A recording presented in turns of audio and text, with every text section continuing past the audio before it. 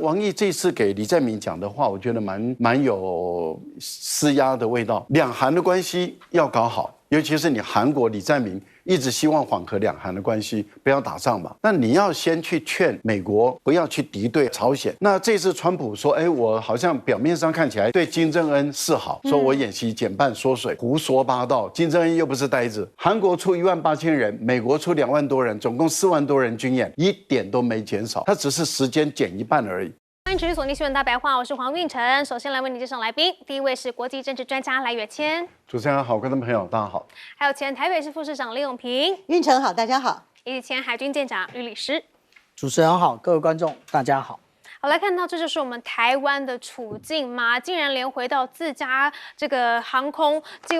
自家国土，结果没有想到航空公司竟然是怎么样广播的呢？有一名台湾旅客啊，近日搭乘这个阿提哈德航空从阿布达比返台，结果没有想到都要降落了，要回到自己最温暖的家了。结果这个班机降落前的中文广播，竟然将台湾称为是中国台湾，并以中国政府宣导切勿携带肉品入境，否则会遭到罚款。哇，这可让台湾人听了心都碎了。那么王定宇就说啦，这件事情不能容忍，如果属实的话呢，应该要求立即改善并且道歉，否则应该要严惩。就算是要求该航空公司停飞台湾，都在所不惜。好，这连回到自家国境都要被吃豆腐，真的是没有办法接受。不仅是这个航空公司吃台湾豆腐，我们来看到文化部也很不满，怎么样？光州双年展竟然是不能用台湾馆。好，来看到呢，这个是韩国的光州双年展基金会在6月的时候呢，突然把台湾馆改为是 NTMOFA 馆。好，那曾经呢，他们也向国美馆提出啦所谓的机构馆与这个国家馆的区别。但是对这件事情呢，文化部也不忍了，他们坚持啊，就是要用台湾馆的名义参展绝对不允许有任何的模糊空间。但是呢，文史工作者徐宗茂就说了，奇怪了，怎么在大阪世博会的时候也是一样不准你用台湾馆呢？那个时候你们有抗议吗？所以现在是怎么样？关起门来演给国人看吗？因为现在文化部急着要有战功，因为预算被删了，所以要赶快出来骂，是不是？但是我们来看到文化部之前补助这个其他的电影啊，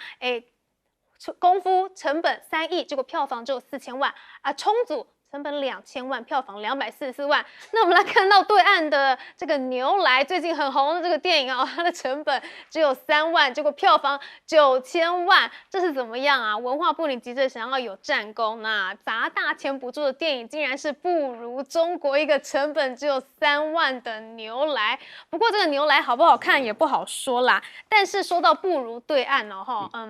现在好多人都想要什么对岸的机车，尤其是这个张雪机车。但是经济部不准啊，而且还说要给他查扣。没有想到张雪非常的霸气我们来听一下他是怎么说的。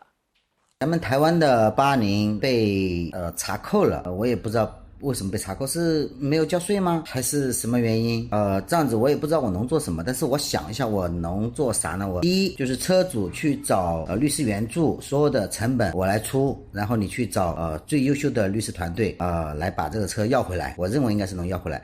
第二，如果要不回来，我就再送你一台车如果送的这台车又被查扣，然后我再送一台，就是不停的送到什么时候为止呢？送到统一为止。哇，那这样子经济部会不会故意一直查呢？因为这样子就可以我们免费的一直拿机车了吗？但是不仅仅是这个机车被查扣我们来看到连包机陆委会也不准这是怎么样？东方航空西安到桃园的包机申请呢，被我方的民航局拒绝了。国台办就批评民进党政府声称要开放包机航点，根本就是看得到吃不到。那陆委会的解释是什么呢？陆委会说向来要开放包机的时候都是只有3节包机而已，但是现在距离中秋节还很远，所以不算，就不准你们包机啦但是你即便要防对岸这个包机，结果呢，我们来看到这个最新的数据是什么呢？是越来越多的年轻人都很想要去大陆自由行呢 PTT 的网友就说啊，说最近呢，台湾的年轻人入陆观光人数已经位居第2了。那么 YouTube 上面呢，有充满了很多的年轻人去大陆旅游自由行的影片。好，所以你想防也防不住啦。但是怎么样？你说呢？你不想要让这个对岸的东西进来，但是啊，其实对岸要卡你脖子的话，你是更惨的哦。我们来看到日经的独家怎么说的。他说，北京呢现在开始啊，对台湾拖延关键材料出口就是中国的海关要查验的时间呢，故意给你大幅的拉长，导致光学技术制造商在向中国供应商采购原料的时候呢，遭到了阻碍跟延误。那某光学产业的高管就指出啦，包括含有锗啊，还有石英的相关材料啊，目前在通过中国海关的时候，都刻意的遭到了刁难。那这会影响什么啊？影响到的是国防工业，还有半导体制造领域。这些事情不都是我们的护国神山吗？所以面对实际的对岸想要从你的供应链下手的话，我们到底有什么样的方法可以反制呢？更别说这个航空公司了，你真的是能够让这个哈迪航空直接不飞台湾来做，你敢做这样子的反制吗？我们先来请教永平姐。这次出问题、出状况的阿提哈德航空公司说真的，这个名字一报出来呢，我相信绝大部分的观众网友都是觉得陌生的，因为这个航空公司呢，虽然在中东非常的有名它是在中东的所谓中东航空中的3雄之一也是中东地区非常大的航空公司，可是呢，它开启台湾的航线是非常近的事情。去年的9月8号，它才首度在台湾插旗才进行首航。那它主要针对的呢是到中东去特别是要去杜拜的提供给这些要去杜拜旅行的朋友，因为现在台湾去杜拜旅行的人也有增多的趋势呢。它的是一个重要的航空公司，也提供很好的转机的服务等等。那所以爆出了这个问题现在确实我觉得民航局应该要好好的调查。第一个，它到底是故意还是无心的？因为对于台湾来讲很陌生的中东航空公司，相对的中东航空公司，尤其像这种新的，它或许对于两岸的问题呢，它有可能实际操作的人员搞不清楚甚至呢，中国大陆铺天盖地的在国际所宣传的一个中国的政策等等的，他没有办法区分得很清楚，这个其实也是有的这个是如果它叫做无心之失。可是如果它是有意的，譬如说这个事情呢是不管是他想要这个巴结中国大陆还是中国大陆来施压，那这样子呢就不是民航局可以处理的问题了，这就是同步的外交部跟陆委会都要一起来努力呢，问题才有可能化解。但是不管怎样呢，当然立法委员尤其是像王定宇这种呢，就可以故意讲得很硬气骂说不改善你不道歉你就不要停飞等等。但是说真的啦，其实中东的航空3雄之一从去年在台湾来插旗，如果他愿意发现说这个确实是他们的一个失误，也愿意改善我认为提供给民众的方便还是很重要的。因为现在的中东随着美伊战事的发展呢，他们其实也很需要经贸跟观光客所以对他们来讲，如果损失了这个航线呢，也是得不偿失所以我认为他们改正跟让步的机会蛮大的。但是文化部碰到的这个展览展馆到底能不能用台湾名字的问题，我认为比较困难。因为早在爆发这个韩国光州这个事情以后，其实日本一直都是如此不仅是徐宗茂讲的那个当时大阪的博览会他也不肯让台湾的名字出来。20年前呢，我还在台北市政府的时候，我们以台北城市的名义去参加东京电影节的影展的摊位我们全部都布置好了，也因为中国大陆方的抗议呢，日本方就非常的不留情面，就强迫我们所有的展示招牌一定通通要撤逼迫我们。所以日本说实在的，在这种议题上面，我认为以亚洲国家来讲，它比韩国还强硬还难讨论。可是问题是，民进党政府、民进党的民意代表碰到日本就转弯啦，就没辙啦，因为日本就是他们长期亲日哈日的对象啊。那至于张雪机车这个事情，我觉得最是莫名其妙。张雪，我今天在节目再强调一次，它是奢侈品的机车，它一台机车要20-30万呢，这个在台湾能有多大众的市场啊？它小众不得了的市场，你无论如何一定要刁难它，然后你要一再的刁难它，还人家已经都按照你的关税的规定，你都进口了，还硬要把它查扣。那你这样子一直去刁难，一直查扣的话，难怪他的老板他是一个很有想法的自我创业者，你等于逼迫他在政治上采取一个非常强硬的态度。我觉得这次经济部真的做错了。所以民进党这样子东卡西卡，但是怎么样呢？其实年轻人还是很喜欢张雪机车啊，还是很想到大陆旅游啊。我们来请教赖教授。我觉得王定宇的态度对于如果有一天呢，我说如果我们并没有说它会发生。但如果有一天日航也是这样做的话，那王定宇你可能要同样一个标准，同样一个态度，而且要不惜要停飞啊！我跟你保证，王定宇到时候一定闷不吭声，一句话都不敢假装没看到日航的话。那如果是这样的话，那就太怂包了哈，会被台湾的老百姓看不起，也会被台南的选民看不起。还好他听说可能怎么样，我也不知道了哈。但是我觉得对于韩国的态度，我觉得这个会激起韩国人更大的不满。为什么？因为日本在办这个世博会的时候，你没有表达强烈的抗议，你没有对日本表达非常的愤怒不满，甚至你强硬的说，我就是要用台湾馆的名义进去。你对日本没有这样做，可是你今天对韩国这样做的时候，韩国会认为说，我按照同一个标准作业。那你是怎么样大小眼了？对，你瞧不起我韩国人了，你就这样鄙视我韩国人了。你碰到日本人就乖得像小白兔一样，你碰到我韩国你就觉得耀武扬威，你就欺负我韩国人了。我觉得双重标准就会让人家瞧不起。欧美人为什么今天在国际上没有地位、没有话语权，会被人家瞧不起，就是因为他们都双重标准，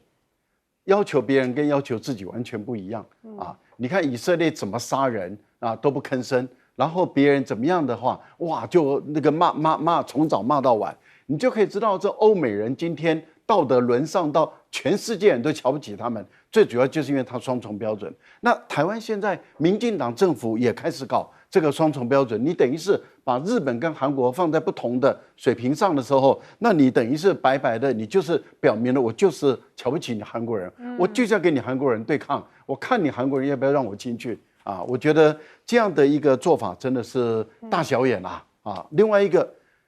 张雪的一辆机车都怕成这个样子。哇，好怕哦！我好怕张雪的机车来哦。结果你越禁，你越管，你越没收，这个新闻就越大。新闻越大，更多的年轻人就去了解说，这个张雪机车到底怎么回事？一了解说，哇，这么厉害啊！国际杯这么多的冠军啊，不得了了，一辆机车。那他们就会想，那我们台湾机车做了几十年，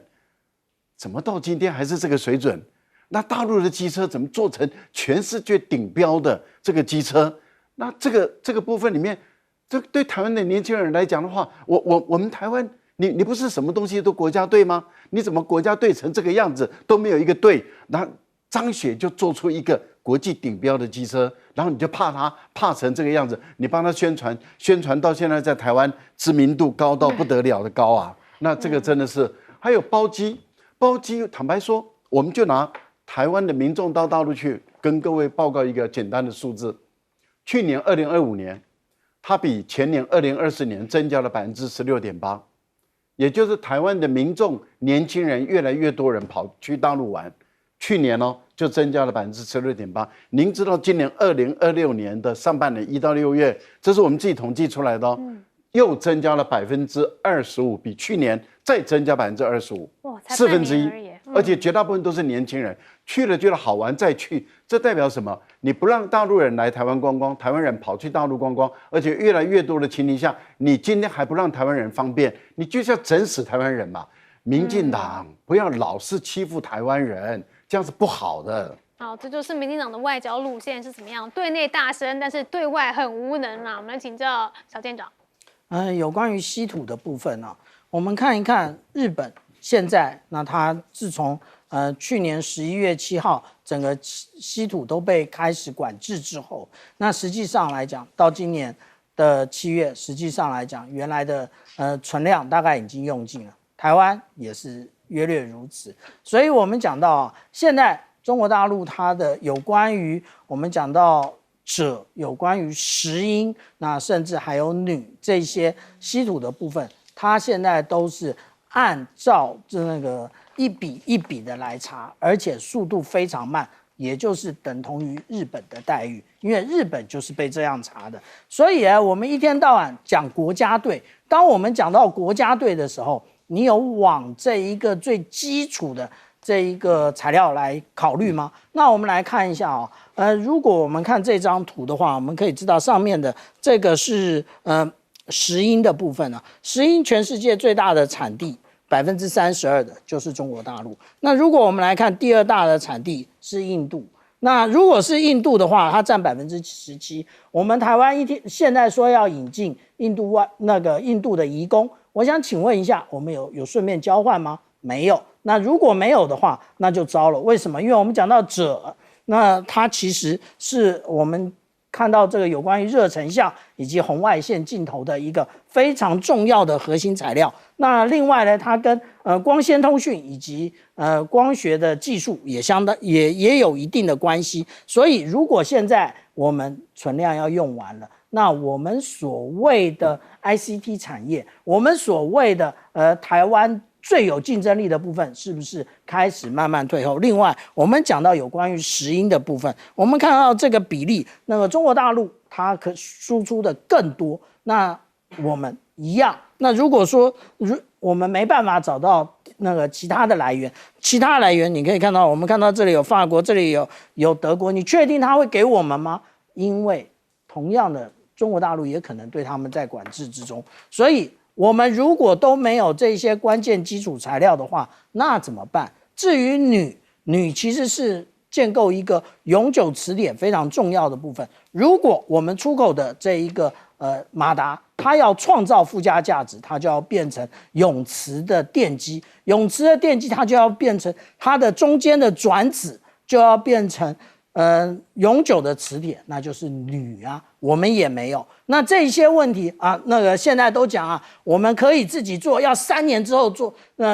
可能可以试产，可是那从现在开始算3年呢，那这些厂商怎么样活下去呢？所以当我们每一次在讲大话，在讲国家队的时候，我们想一想，我们到底我们台湾有什么能力呢？例如说，之前我们讲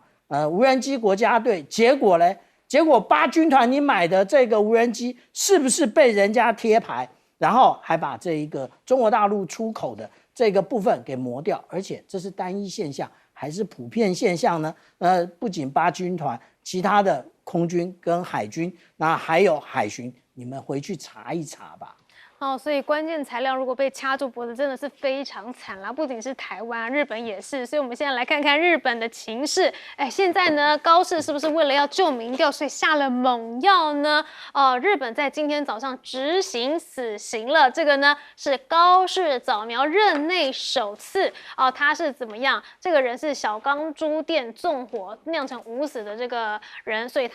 对他执行了死刑，那是不是想要来下猛药，挽回持续下滑的民调呢？但是这似乎也没有办法转移他们的经济问题啦，尤其是在中国对日本越来越严峻的情况之下。来看到呢，共同社的报道说日本关西工商界原本计划要在10月18到23号派遣代表团访华，没有想到中国提出就便跟日程进行磋商，还说10月的期间呢很难接待日方的代表团因为要忙着这个 APEC 接待所以不见你日本了。日本的事情呢先给你摆一边不仅不见你当然刚说到了稀土也不给你所以现在日媒就报道啦，说日本的稀土进口量已经暴跌80%了，都是因为中国出口管制也重创了他们的供应，所以这个中日关系越差，影响的范围越大，所以连地方政府呢也都发发现事情大条了，所以现在有15个地方政府联名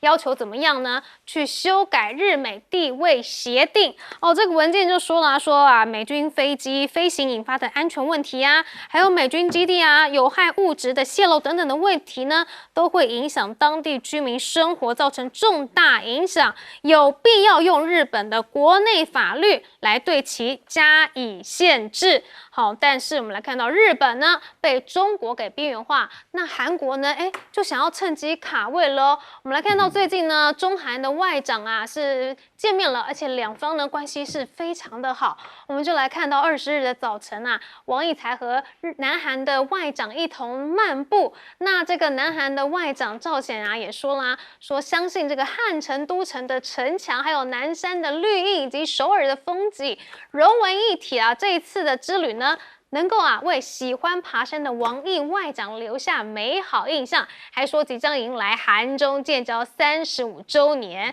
这个可以看得出来，南韩非常的积极，想要拉近跟中国的关系而且呢，王毅在首尔也是会见了这个南韩总统李在明嘛。那这个王毅也说啦，说要求韩方坚定的奉行对华友好政策，实现真正战略自主，不搞阵营对抗，不搞选边站，并且呢，不被发展同中国、美国等大国关系。那李在明也说啦，说韩中应该要互相依赖、互惠的一个伙伴关系。他们不仅仅是在这个外交上面喊话，说什么我们很好吃他们在经济上面呢，也是真的有谈出了东西。来看到近日就是在这个水产品领域之中呢，他们也签署了合作协议。这会影响谁？影响日本因为日本对其水产品重返中国市场原本是抱着一丝希望的，结果没有想到中韩现在水产品签订了合作，那它要进入中国市场是不是越来越渺茫了呢？那日本的跨党派议员团呢，也表达出对于日中沟通管道中断的担忧。而且不仅仅是日本，来看到川普现在呢也是一样被北韩给这个热脸贴冷屁股了。我们知道川普似乎为了要见金正恩连韩美这个军演都砍规模了，结果金宇镇直接泼冷水，说我不知道你们也要见面对此事是一无所知的。而且北韩呢也完全不甩川普的示好，还大规模的发射了至少10枚的短程弹道飞弹。那这个时间点呢非常的敏感就是这个美韩年度联合军演期间，而且川普才刚提出有意跟平壤对话，而王毅呢也即将结束南韩访问的时刻，就给你来发射10枚的短程弹道飞弹所以这个感觉起来，川普的难堪程度其实是不比高市的。我们来请教赖教授。对，高市突然间下令说要执行死刑我们现在在观察的倒不是日本本身，其实我们在观察的是欧盟。因为欧盟一贯反对执行死刑一贯反对死刑，他们认为可以用无期徒刑来代替死刑所以当时台湾想要执行死刑的时候，欧盟就给台湾那当时应该是蔡英文的时代施加了很多的压力。那现在我们要来看看欧盟对于日本会不会同样的施加压力，如果没有的话，那欧盟真的就是一个典型的两面人两套标准。那真的，他已经是在国际间被人家嘲笑到不行也就是说，一个双重标准的这样的一个27个国家，在国际间就根本没地位了，也没话语权真的是可悲会被人家真的彻底的瞧不起。所以现在大家在看他怎么去对日本因为日本是第4大经济体嘛，已经不是第3大了，现在是第4大经济体。可是他们如果连日本都不敢吭一声，却吭台湾的话，那台湾很多的民众会觉得说，你欧盟简直是一个可笑自己的一个组织好，那我们再来看一下日本的关西的工商访问团，其实这是再次被延了不过对大陆来说的话，就是说你先搞好你们的高市早苗的事再说，因为高市早苗能当选，就是你们这些工商团体给钱嘛。你们如果没有给钱让他们的自民党能够当选的话，能够拿到这么多的席次，那他们当然不可能执政。那他们执政了，他们今天把这个中日的关系搞成这样，那这个就是你们工商团体等于是间接的帮凶嘛。你们今天面临了这样的问题那样的问题那都是高市长要弄出来的。你先把你们的高市长摆平了，你再来中国大陆，这才是合理的事嘛，而不是说你现在高市长一边闹，你一边又要到中国大陆来赚钱，他们就觉得说这个岂有此理，没有所谓的政经分离的，政治跟经济永远是混在一起的，没有所谓的分离哦。你一方面赚钱，一方面搞我，哪有这回事？想得太美了。那韩国就借这个机会，哇，这个李在明就跟尹锡悦有很大的不同的180度的不同，因为尹锡悦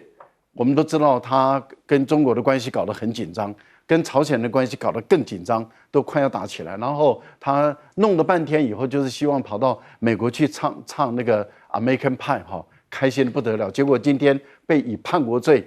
送到监狱里面去，因为他搞戒严，而且当时他搞戒严的时候，民进党当局的在立法部门的网站里面还马上呼应然后到现在没有处理，到现在人家都已经进监牢了，叛国罪了，台湾的到现在没有处理，而且立法院的民进党的立法院的官方网站然后都不处理这个真的是一级棒啊！我就看到这个党，我就觉得佩服啊，真是但是不管如何，我们看到李在明很明显的就是想要改善跟中国的关系，那中国大陆就跟李在明谈得很明白，就不要选边站，我们也要你选中国或者是美国，但是美国是你只能选我，不能选中国。美国要你选边站，中国说你不用选边站，那现在就看你李在明选边还是不选边。那李在明可以说我哪一边都不选，那就是不选边嘛。对，我两边都选也是不选边嘛，因为他两边都选嘛。那所以，但是如果他只选一边的话，那中韩的关系也就往前再推不下去了。好，那我们现在来看韩国怎么去做这个两边都不选，或者是两边都选两边都讨好的这样的一种他的外交路线，这个不容易因为美国就需要你韩国选边站。但是王毅这次给李在明讲的话，我觉得蛮有施压的味道。怎么说呢？两韩的关系要搞好，尤其是你韩国李在明一直希望缓和两韩的关系，不要打仗嘛那你要先去劝美国不要去敌对韩国朝鲜，也就是说你不要让美国一直敌视朝鲜。美国跟朝鲜的关系改善了，那你韩国跟朝鲜的关系就很容易改善嘛。美国跟朝鲜的关系改善不了，你韩国片面的单方面的想要改善跟韩国的关系，你就得罪美国。那你跟美国一施压，你韩国就往后退嘛。那这次川普说，我好像表面上看起来对金正恩示好，说我演习减半缩水，胡说八道。金正恩又不是呆子，为什么说金正恩不是呆子？他演习没有减半他是时间减半，但是规模没有减韩国出18000人，美国出2万多人，总共4万多人军演，一点都没减少，他只是时间减一半而已。那对于对韩国对朝鲜来说，金正恩来说的话，你可以取消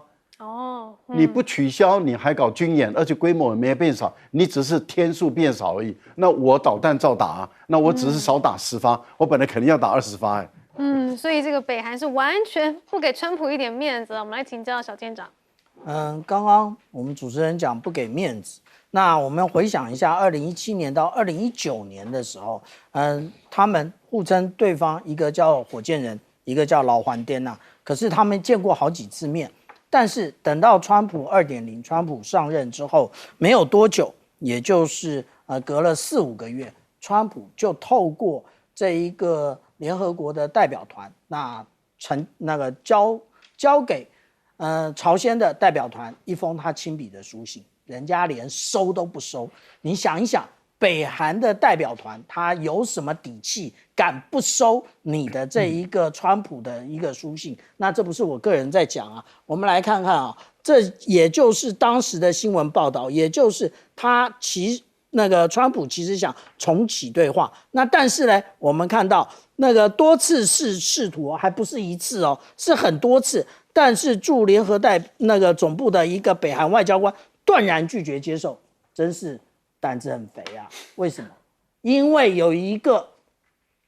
定有一个人跟他讲，你只要收了，你当心回来被炮决或者是犬决。我跟你讲，所以他们早就知道这个绝对不能收所以当场拒绝你。所以川普不用再做梦了，一点一点可能就是他们2个人见面的可能性都没有。而且最重要的是什么？川普遇到这一个金正恩会讲什么？也就是你要无核化啊。那你要无核化的话，问题是今天我们看到北韩可以做到这么稳，就是因为它有核武啊，它有50枚以上的弹头啊。那如果是如果它现在跟伊朗一样的话，那绝对不是今天这个处境啊。那我们来看看南韩，南韩自己才是走出一条独立自主的路啊，他没有选择美国。那而且呢，非常不听话。美国跟他讲说，你派兵到中东去协助我们。李在明说，哦 ，no no no no。然后呢，而且李在明还讲得很清楚，他在任内要收回这个战时指挥权。那意思是他把这一个驻韩美军放在哪里呢？所以我们现在讲到啊，这个才是真正的硬气啊，这个才是人家会当选的原因啊，而且呢，为国家铺了一条路。我们现在来看看有关于日本跟韩国，为什么美国这么样的有兴趣啊？那也就是我们来看到有关于日本以及韩国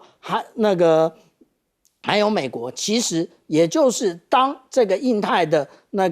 战略缩水之后，他们认为这样可以组成一个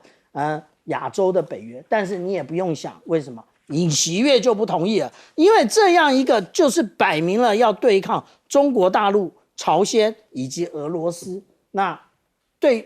以这一种方式来作为的话，对于南韩有什么好处？所以南韩绝对不会同意。所以这个川普的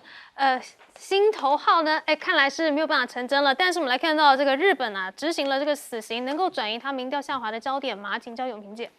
是的，我觉得像民进党政府这么哈日舔日的抓着日本的做法亦步亦趋我觉得他真的应该也看一下，其实日本跟台湾在对死刑议题的这种民情上其实蛮像的。那日本一样，他在法律上他并没有废止死刑。只是说呢，他也是受到很多这个国际趋势压力的种种原因呢，他现在的死刑执行的情况也变成趋缓，也不容易执行死刑。而且日本的司法有的时候他也是会有拖延比较久的问题。但是不管怎么样呢，因为日本大家印象也很深刻，这几年来呢也传出了好几起相当骇人听闻的犯罪事件。不管是那种心理变态的连续杀人狂魔什么之类的，或者是很残暴型的等等。所以像这种这个很重视家庭人际关系礼教很压抑的东方社会，其实呢你又遇到惨无人寰的部分。你如果太模仿西方世界，一味的就说崇尚个人自由主义的，就说人权至上啦，其他通通摆旁边啦，这个在东方社会很难被接受的。那么所以日本我们看到呢，高市早苗现在祭出来的方式，但是现在民进党还没有学民进党目前在死刑这个议题上，废死的这个议题上还非常嘴硬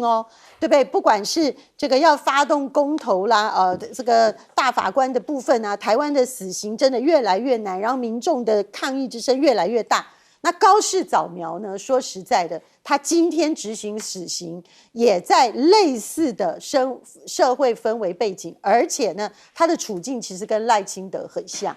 他已经离开了他刚刚当选的那个整个狂扫这个众议院席次，一下子席次多到出乎自民党的意料之外，然后他的民调声望那么高的情况底下，他现在已经掉下来了，而且呢他还是节落。那这个掉下来的原因有好多，那么主要日本呢日元过分的没有价值，导致呢它的国内的物价都严重的上涨，经济也没有什么起色，让日本民众痛苦万分。那再加上它在这个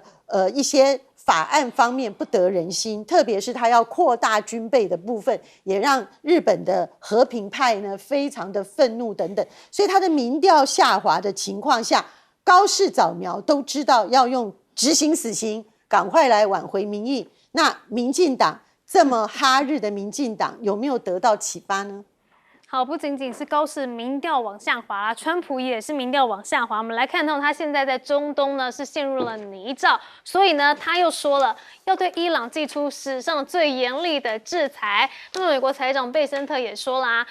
敦促北京跟华府当局合作。24日呢就来召开记者会说明细节了。那川普也说啦，要对伊朗发动经济低贷警告任何向伊朗提供任何形式生命线的国家，本身都将面临巨大的经济后果。它指的是谁呀？是不是就是中国呢？因为德黑兰目前最重要的金融生命线就是购买伊朗大部分石油的中国，但是你敢动中国吗？专家就非常的怀疑啊，因为川普现在是否愿意去冒险挑起跟中国的经济战争，这就很难说了嘛。因为他还在想要川习会呢，还希望这个中国能够买多一点美国的大豆呢，他敢为了这个伊朗的问题得罪中国吗？好，所以现在川普怎么样？好像只能把气出在盟友身上，出在阿曼身上了。来看到川普呢，因为没有办法迫使德黑兰投降，所以宣告他所追求的胜利，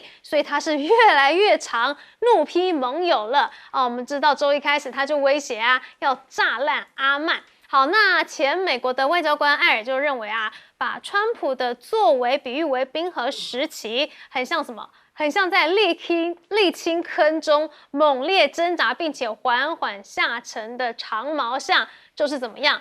不断的挣扎，但是却是拿伊朗没辙啦哈。那不仅仅是战争的状况，我们来看到美债呢，最近也是非常的惨哦。美国的债务是首破了40兆元，而且呢10年翻倍，利息成本也飙升了。这个是美国财政部公布的最新数据，截至18日起呢，未偿的公共债务总额达到了40.047兆美元呢，不到10年就已经翻倍了。那么经济学家就说40兆美元本身并非是债务动态的特殊临界点，但是更值得警惕的是什么？是美债的殖利率它持续的攀升，这会推高庞大债务的利息偿付成本。那对此呢，这个贝森特也出手干预啦，说要回购美国的长期公债，但是这个话一讲呢，美债昙花一现一下而已，结果殖利率呢一天呢又抹平了到之前的跌幅了哈，所以根本就没有办法能够救美债。好，那除了这个美国对比这个美国的衰退呢，我们就来看看中国的科技发展。现在中国的晶片呢是越来越厉害了，来看到他们呢竟然是日产17亿的晶片哦，这个是这个中国今年的本土 AI 晶片呢，也预估占国内的市场份额近90%，这数据是较2025年的45%，是翻倍的哦。寒武纪还有华为呢，就是最大的受益方。那中国国家统计局7月的数据也显示，当月的机体电路产量530亿块，年增20.7%，折算下来日均就有17亿块今年前7月呢，已经超越了多数国家的全年产量。别人要1年才能够产这么多的晶片，他们1天就能够产出来了。好，那除了晶片之外呢，现在他们的专利申请也是很强的。来看到呢，中国在同一时间的专利申请数字增加了10倍以上，是主要的拉动力。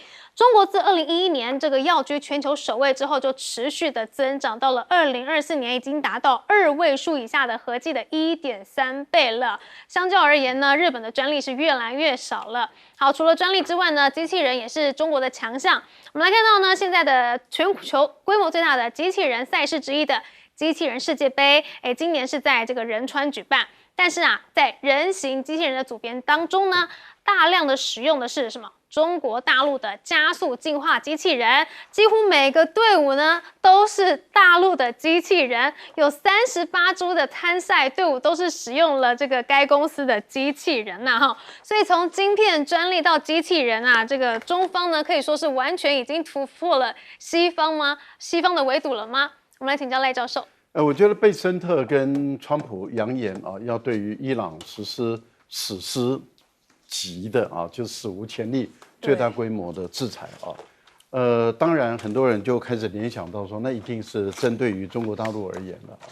的大陆已经回应了，而且是正式的回应，就是说大陆反对没有经过国际法没有经过联合国安理会同意的任何的制裁。那他已经表达他反对的意思，也就是不会理会的意思啊。大陆跟伊朗的贸易额有多少？其实占伊朗的进出口的贸易啊，是总共是25%左右，24点多，不到1/4啊，接近1/4。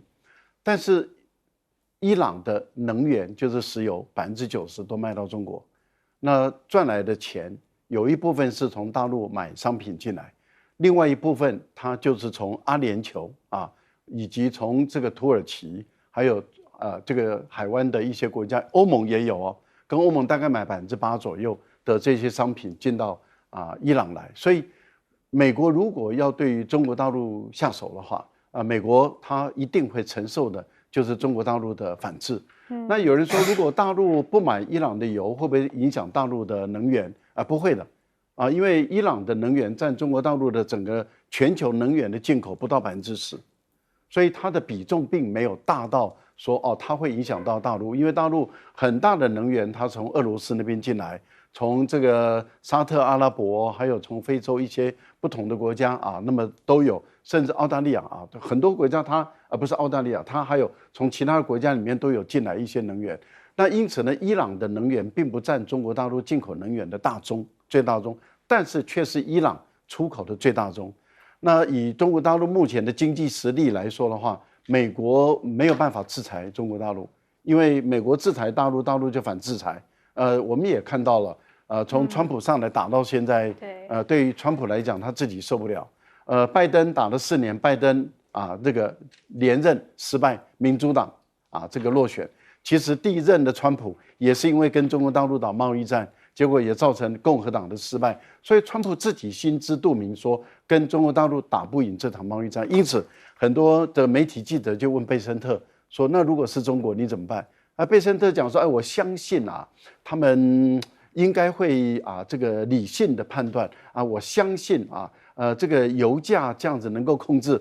可是问题就在于油价的问题。坦白说，中国大陆目前已经完全可以支配能源价格的涨跌咯。因为前段时间川普跟伊朗不是签了 MOU 以后又启动战争吗？又启动战争的时候，油价本来大家预估会飙超过100块，结果没有。然后大家发现说，原来中国大陆有能力去调控世界的油价。为什么？因为它突然间它减少向海湾国家买油，它减少向海湾国家买油，沙特的油卖不出去的时候，油价就跌下来了嘛。那后来发现它从哪边买？它从俄罗斯那边买，它从俄罗斯增加了62%左右。那所以俄罗斯在这个时候，充分满足中国大陆油，还有大陆把它的战备储油再释放出来一些的时候，就平衡了。所以我们看到这个油价已经不是你美国能控制，而是最大的买方他已经可以控制了。这个就已经是完全是颠覆了美国过去的一个想法。现在对美国来讲最大的困扰在哪里？而且这会影响到美国的根基，就是因为美国的政府的公债太高了。很多人开始会担心的时候开始对于减持美国政府的公债就会造成美国最大的麻烦。所以现在美方呢，他们拥有的这些筹码是越来越少了。好，美债已经无力回天了吗？我们来请教小舰长。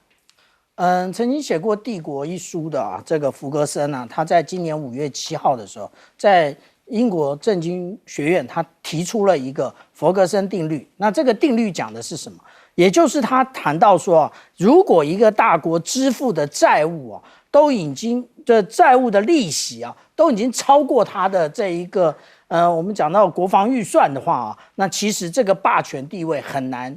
继续维持。他举出非常多的例子，因为福格森本人他是从历史开始起家的那他讲到说，例如说之前的威尼斯帝国、荷兰帝国、法兰西帝国、鄂图曼帝国、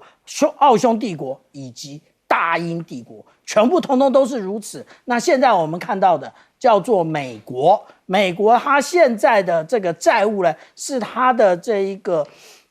国防预算的2倍，那它还不衰弱吗？它就衰弱，它衰弱到连这一个它现在这个川普讲出什么样的狠话呢，大家都不相信。我们讲到说连这一个伊朗的外交部长都直接说，说，哎，你说要这一个经济诺曼底登陆，那这样的一个对于伊朗的报复啊，我很想请问啊，从1979年11月人质危机爆发开始，美国就想穷尽一切手段对于伊朗进行各种的经济制裁，到现在已经47年了，你还有什么样的武器没拿出来？你全部的这些经济工具，你全部通通用遍了，伊朗不能说活得好好的，但是没有垮。那你现在又继续的说，这个其实也就是大家常常在讲的也就是你川普讲说，哎，你之前提到的就是要给大家 big deal， 那你现在没有 big deal， 你说要各种发动什么样的一个战争呢？但是其实大家后来发现也没有。那也没有的部分，其实这个是不断的在重创美国美国的人民对于美国政府的一个信任。这一个部分也就从越战开始就是这样，因为你在战争期间呢，你不断的说谎，越战就是这样，现在伊朗战争也是这样，你都说没怎么样死人但是那个前线的官兵说不是这个样子，然后你说没花什么钱把伊朗打到这一个那个落花流水，可是伊朗还活得跟以前一模一样而且还一天到晚在各个墙上面贴各种的广告说你川普其实你掌握不了霍姆兹海峡所以这一些都让大家越来越不相信川普，越来越不相信美国政府，结果也就是你11月的这个期中选举准备大败。好，所以川普已经被人家看破手脚了。好，来看到现在中国的科技真的是越来越进步了，请教永平姐。是的，我们必须说所谓的中国崛起到底它展现在什么部分呢？展现在2个部分上，一个是数字会说话，可怕的它的科技自主性跟专利的世界占有率。那第2个呢，就是它可怕的速度。我们看看这样子的一个数字它呢，根据这个 TrendForce 的最新预估，今年中国的本土 AI 晶片呢，将占市场份额的90%，这什么概念？你要怎样卡他脖子，对不对？大家还记不记得这几年来都一直卡说中国没有晶片它会怎么样？那个西方世界好高兴说我们掌握到中国的软肋了，有吗？你才今年就到了90%的自主量，那其实去年是什么？你不比去年，你还不知道这恐怖。去年才占45%，一半，1年之内就可以自主性生产翻倍。然后这个是什么样的速度？这是什么样的数字？那你说好了，晶片的部分，他还可以说我是自保，这个是非做不可，他自立自强，他在追赶别人。可是另外一方面，他在专利的方面呢，专利就是突破性的发展性的领头羊性的，不是自保性的，是完全强攻性的。它的专利的数字，根据日本的特许厅发布的，